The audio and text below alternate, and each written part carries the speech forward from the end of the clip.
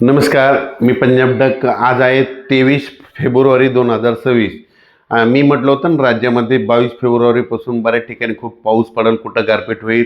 तर राज्यात काय झालं की खूप ठिकाणी गारपीट झाली, पाऊस झाला.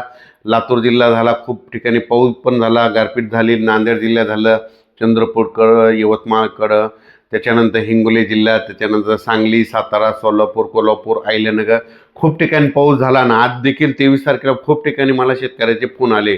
पण शेतकऱ्याचे असे फोन येलेत की आता हे पाऊस, आता आमचं नेमकं पीक काढायला आलंय आणि हे पाऊस कधी थांबणार, हे अवकाळी पाऊस कधी थांबणार.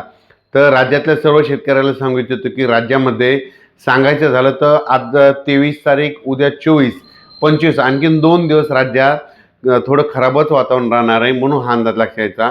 आणखीन 2 दिवस पावसाचं वातावरण राहणार आहे. आणखीन काय होणार आहे की 2 दिवस म्हणजे नांदेड जिल्हा, चंद्रपूर, गडचिरोली, वर्धा, नागपूर, भंडारा, त्याच्यानंतर इकडं लातूर जिल्हा काही भाग, परभणी जिल्ह्याचा काही भाग, अशा भागामध्ये आणि उर्वरित पूर्व पश्चिम महाराष्ट्रात तुरळक ठिकाणी आणखीन उद्याचे दिवस 24 आणि 25 तारखेपर्यंत आणखीन थोडं पावसाचं वातावरण राहणार आहे. सर्वदूर काही पडणार आहे. म्हणून हा अंदाज सर्व शेतकऱ्यांना लक्षात यायचा. पण राज्यात मात्र 26 तारखेपासून, 26 फेब्रुवारीपासून हवामान कोरडं राहणार आहे. पाऊस काय येणार नाही. उन्हाची तीव्रता वाढत जाणार आहे. म्हणून हा अंदाज खास करून महाराष्ट्रातल्या सर्व शेतकऱ्यांनी लक्षात घ्यायचा.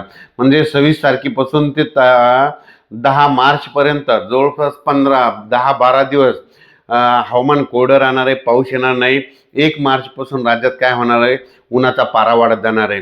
सांगायचं झालं तर विदर्भात देखील ना 41-42 अंशापर्यंत उन्हाचा पारा जाणार आहे. म्हणून हा विदर्भातल्या शेतकऱ्यांनी अंदाज लक्षात घ्यायचा. त्याच्यानंतर पूर्व विदर्भातल्या शेतकऱ्यांनी देखील अंदाज 1 मार्चपासून पूर्व विदर्भात वर्धा, नागपूर, भंडारा, गोंदिया, चंद्रपूर त्या पट्ट्यात देखील चांगलं 42-43 अंशापर्यंत उन्हाचा पारा वाढणार आहे. म्हणून त्यांनी देखील हा अंदाज लक्षात घ्यायचा. त्याच्यानंतर मराठवाड्यात देखील सर्व शेतकऱ्यांना सांगू इच्छितो की 26 तारखेपासून, 26 फेब्रुवारीपासून तुम्ही गहू काढू शकतात, कांदा काढू शकता, हरभरा देखील काढू शकतात. कारण की 26 तारखेच्या नंतर हवामान कोरडं राहणार आहे. 26 फेब्रुवारीपासून हवामान कोरडं राहणार आहे. म्हणून मराठवाड्यातील शेतकऱ्यांना शेतीची कामे करायला काही हरकत नाही. त्याच्यानंतर उत्तर महाराष्ट्र आणि पश्चिम महाराष्ट्रातल्या शेतकऱ्याला सांगू इच्छितो की आणि 24 आणि 25 2 दिवसच वातावरण खराब राहणार आहे. पण 26 तारखेपासून हवामान कोरडं राहणार आहे. 26 तारखेच्या नंतर तुम्ही कांदा काढू शकता, गहू काढू शकता, हरभरा काढू शकता. म्हणजे सांगायचं झालं तर राज्यात 1 मार्चपासून राज्यात पूर्व विदर्भ, पश्चिम विदर्भ, दक्षिण महाराष्ट्र, उत्तर महाराष्ट्र, कोकणपट्टी, खानदेश सगळीकडेच उन्हाचा पारा वाढत जाणार आहे.